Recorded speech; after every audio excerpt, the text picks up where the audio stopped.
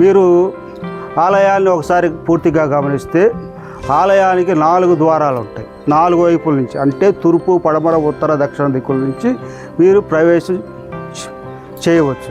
ప్రస్తుతం మనం తూర్పు వైపు నుంచే మనకి ప్రవేశం ఉంది, కానీ పాత రోజుల్లో 4 దిక్కులుగా ఉంటుంది.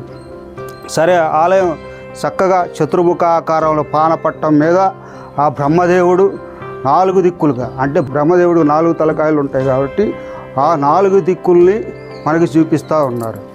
సరే, ఆ తర్వాత కాలంలో రాజుగారి దగ్గర ఉన్నటువంటి పండితులు ఏమని చెప్పారంటే, అయ్యా, మనకి ఎక్కడా భారతదేశంలో ఇట్లా బ్రహ్మదేవుడికి ఆలయాలు కానీ బ్రహ్మదేవుడిని పూజించటం కానీ ఎక్కడా లేదు, మరి ఏం చేద్దాం దీన్ని అని చెప్పంటే వారు ఒక సలహా ఇచ్చారు. మీరు 4 దిక్కుల, అంటే తూర్పు, పడమర దిక్కుల దక్షిణ భారతదేశంలో ఈ ప్రాంతంలో ఉన్నటువంటి బ్రహ్మదేవుడి ఆలయానికి సహజంగా మన పురాణాలలో పూజలు అనేవి లేవు.